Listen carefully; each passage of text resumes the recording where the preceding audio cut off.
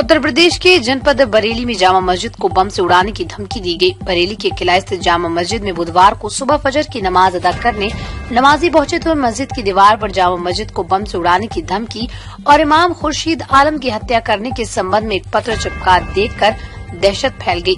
थोड़ी देर में ये चर्चा मोहल्ले में फैल गई। आसपास के लोग मस्जिद के पास जमा होने लगे।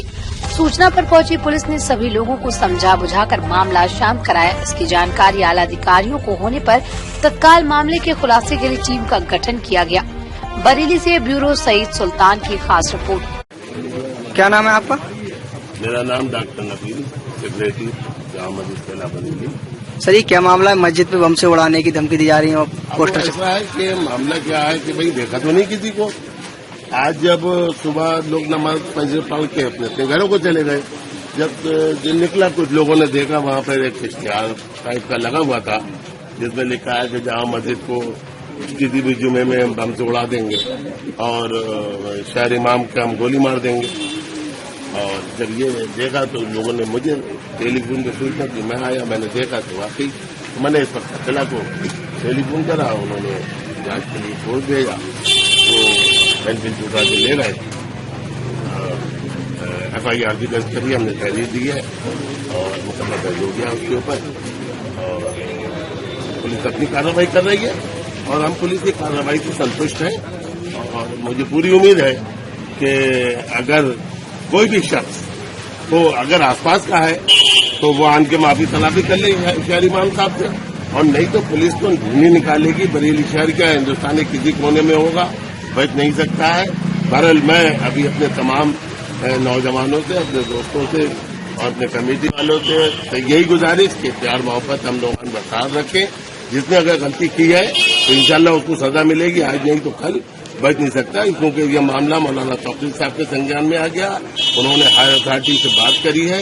अगर कल तक कुछ नहीं होता तो जुमे की नमाज शायद मौलाना खुद यहाँ पढ़े आन से, और उसके बाद जो भी आगे कार्रवाई होगी वो आपको बताएंगे। सर, ये मामला किस समुदाय से जुड़ा हो सकता है? तो अभी इसके जब देखा ही नहीं तो हम कैसे किसी का नाम लेते हैं, है ना भाई। अब भाई हालात तो बड़े नासाजगार हैं, मगर फिर भी हम यही कहते हैं अमन अमान बरकरार रहे और हमारे प्रवाही नेचर का नकल है, इसमें कोशिश कर रहे हैं और इंशाल्लाह बहुत जल्दी ट्रेस आउट हो जाएगा कि किसने जाए। खुर्शीद आलम रजवी। जानना चाहेंगे, जो धमकी भरा पत्र मिला है, किस तरीके का वो पत्र है और उस पत्र में क्या जिक्र किया गया है? ये तो मेरे इल्म में था नहीं। सुबह जब मैं मदरसा गया, वहाँ पढ़ा रहा था, तो यहाँ से फ़ोन पहुँचा मेरे पास कि कोई धमकी भरा पत्र दीवार पे चिस्पा करके गया मस्जिद के बाहर वज़ू खाने के दीवार पे।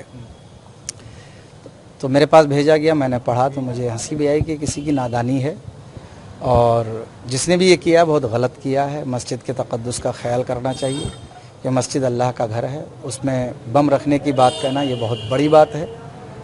और हमारे सेक्रेटरी साहब ने अभी थाने में जो है जामा मस्जिद के लेटर पैड पे तहरीर दी है।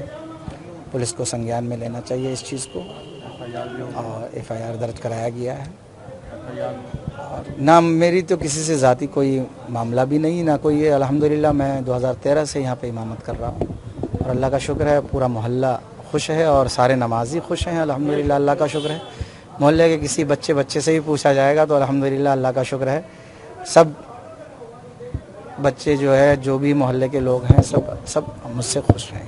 धमकी में लिखी है, वो क्या धमकी है? धमकी ये है कि जुमे के दिन मस्जिद में बम रखा जाएगा और इस इमाम को निकाला जाए वरना गोली पड़ेगी। अब किस पे गोली पड़ेगी ये तो खैर नाम लिखा है उसने कि खुर्शीद आलम को निकाला जाए।